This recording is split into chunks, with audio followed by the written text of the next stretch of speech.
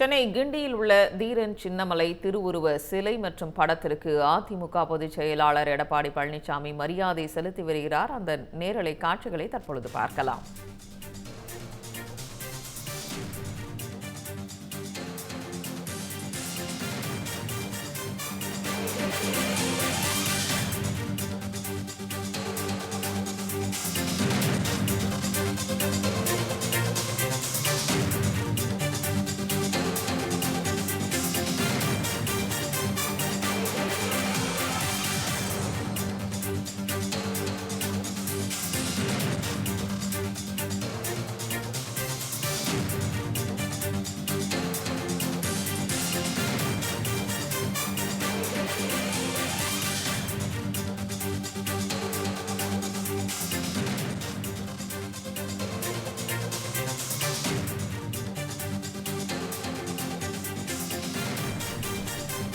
சுதந்திர போராட்ட வீரர் தீரன் சின்னமலையின் 221வது நினைவு நாள் இன்று அனுசரிக்கப்படுகிறது.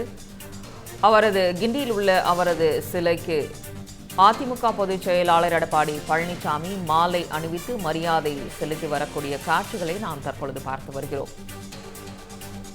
சுதந்திர போராட்ட வீரர் தீரன் சின்னமலையின் 221வது நினைவு நாள் இன்று அனுசரிக்கப்படுகிறது.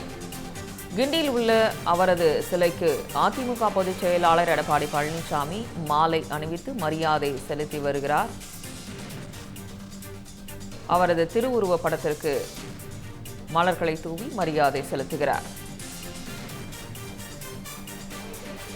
அதிமுக பொதுச் செயலாளர் எடப்பாடி பழனிசாமி தீரன் சின்னமலையின் சிலைக்கு மாலை அணிவித்து அவரது திருவுருவ படத்திற்கு மரியாதை செலுத்தி வருகிறார். இது தொடர்பான முழு விவரங்களையும் செய்தியாளர் நாகராஜன் வழங்க கேட்கலாம்.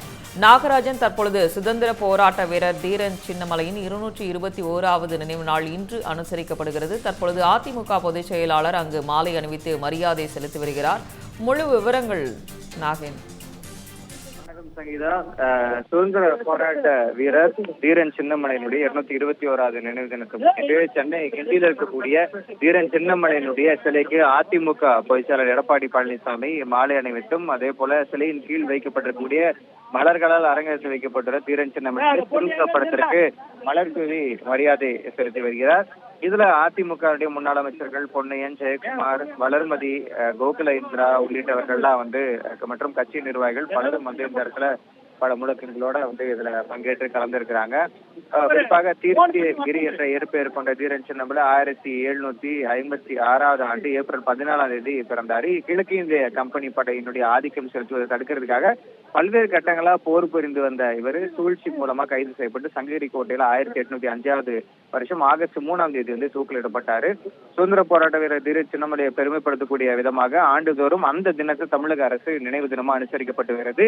அதன் அடிப்படையில தான் தற்பொழுது சென்னை கிண்டியில் இருக்கக்கூடிய தீரன் சின்னமலையினுடைய குதிரை மேல் அமர்ந்திருக்கக்கூடிய சிலைக்கு தமிழக அரசு சார்பிலும் மரியாதை செலுத்தப்படுச்சு. தொடர்ந்து அனைத்து அரசியல் கட்சிகள் சார்பிலும் மரியாதை செலுத்த வரக்கூடிய நிலையில தற்பொழுது அதிமுகவுடைய பொதுச் செயலர் எடப்பாடி பழனிசாமி மற்றும் கட்சியினுடைய நிர்வாகிகள் மற்றும் தொண்டர்கள் உள்ளிட்டோர் இணைந்து இந்த மரியாதை செலுத்தக்கூடிய நிகழ்வு தான் நம்ம பார்த்தோம். தற்பொழுது அங்க இருக்கக்கூடிய நிலவரத்தை பதிவு பண்ணவைக்கு நன்றி நாகராஜ்.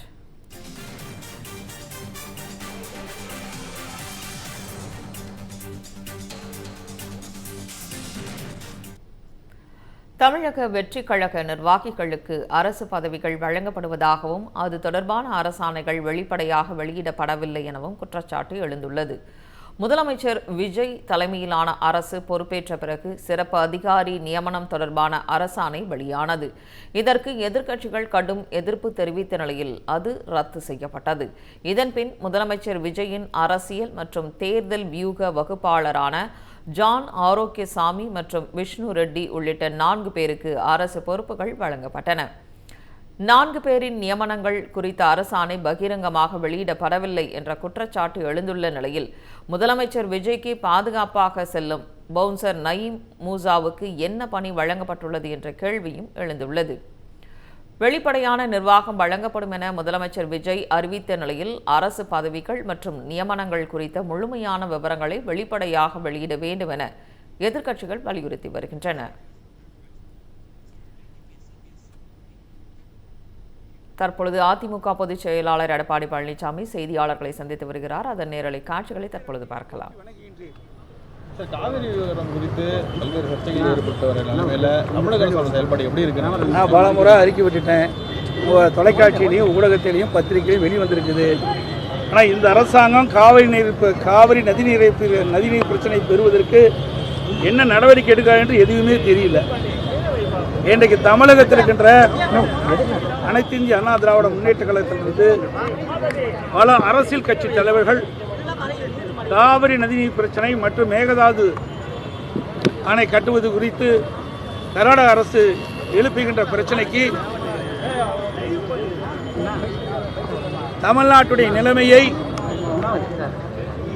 அனைத்து அரசியல் கட்சி தலைவர்களையும் அழைத்து பேசி கருத்துக்களை கேட்டு அதோடு டெல்டா மாவட்டத்தில் இருக்கின்ற பல்வேறு முக்கிய விவசாய பிரதிநிதிகளை கூட்டத்தையும் கூட்டி அவருடைய கருத்துக்களையும் கேட்டு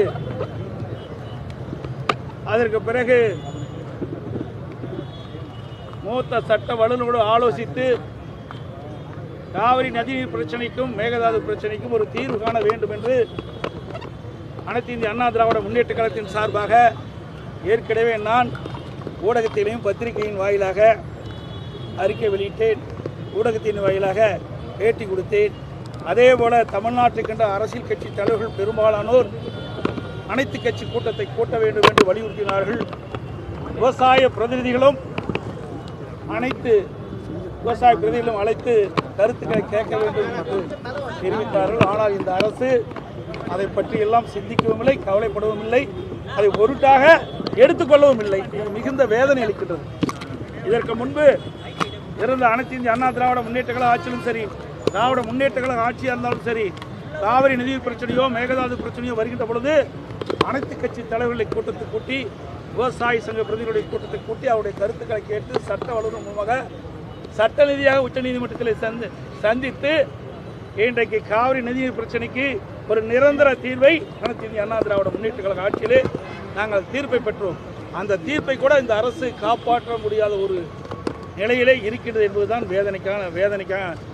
வேதனையான விஷயமாக. கர்நாடகத்தில் அனைத்து கட்சி கூட்டத்தை கூப்பிடுறாங்க, ஆனால் இங்கே கூட்டவில்லை. ஆமாம், அங்கே இருக்கிற அரசாங்கம் அரசியல் கட்சி தலைவர்களை மதிக்கின்றது, அங்கே இருக்கின்ற விவசாயிகளை மதிக்கின்றது. இங்கே இருக்கின்ற அரசாங்கம் செயல்படுவதா என்று கேள்விக்குறியாக இருக்கு. ஏன்னா இந்த அரசாங்கத்துக்கு எந்த அனுபவமே கிடையாது. கட்சி ஆரம்பிக்கப்பட்டு கிட்டத்தட்ட 2.25 வருஷம் தான் ஆகுது. காவிரி நதிநீர் பிரச்சனை முழுமையாக எதுவுமே தெரியாது. இன்றைக்கு அனைத்து இந்திய அண்ணா திராவிட முன்னேற்ற கழக ஆட்சியிலும் சரி, அல்லது திராவிட முன்னேற்ற கழக ஆட்சியிலும் சரி, இந்த காவிரி நதிநீர் பிரச்சனைக்கு எவ்வளவு போராட்டம் நடத்தப்பட்டிருக்கின்றது நாட்டு மக்களுக்கு தெரியும். அதோட பல அரசியல் கட்சி தலைவர்களும் காவிரி நதிநீரை பெறுவதற்கும் மேகதாது அணையை கட்டக்கூடாது என்று எதிர்ப்பு குரல் தொடர்ந்து பல ஆண்டுகளாக இன்றைக்கு நாம் போராடி வருகின்றோம். அதையெல்லாம் வரலாறு தெரியாத ஒரு ஆட்சி தான் இந்த ஆட்சி. நடந்துக்கிறாங்க அப்படின்னு நினைக்கிறீங்களா? அப்படின்னு நீங்கள் சொல்லுவது நிஜம்தான். அதிமுக பொதுக்குழு எப்போ சார் கூட்டப்படும்? இப்போ ஏற்கனவே அனைத்து மாவட்ட அமைப்பு நீதியாக உள்ள அனைத்து மாவட்ட நிர்வாகிகளும் அழைத்து அதிலேயே தலைமை கலைஞர்கள் தான் வந்திருக்கிறாங்க. பொதுக்குழு உறுப்பினர்கள் கலந்துக்கிட்டாங்க. எல்லாமே அவருடைய கருத்துக்களை எல்லாம் கேட்டுக்கிறோம். சட்டமன்ற கூட்டத்தொடர் முடிந்தவுடன் ஒவ்வொரு முறையிலே செயற்குழு கூட்டப்படும், பிறகு பொதுக்குழு கூட்டம். அந்த மருத்துவ நான் ஏற்கனவே சொல்லிட்டேன், இந்த அரசு கையிலாகாத அரசு. நமக்கு கிடைக்க வேண்டிய வாய்ப்பு இழந்துட்டோம். ஒரு நல்ல உயர்தர மருத்துவ சிகிச்சை கிடைக்கக்கூடிய தமிழகத்திற்கு அந்த வாய்ப்பு நழுவி போய்விட்டது இந்த ஆட்சியாகும். அனைத்து ஊடகங்களும் பட்ஜெட் எப்படி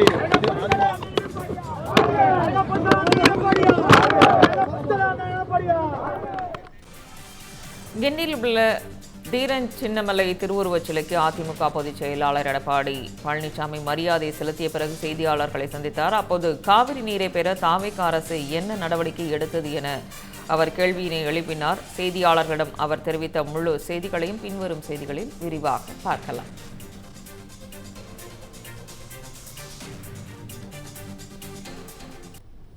தமிழ் ஜனம் சேனலை சப்ஸ்கிரைப் பண்ணாமல் பார்த்துட்டு இருந்தீங்கன்னா மறக்காமல் சப்ஸ்கிரைப் பண்ணிடுங்க.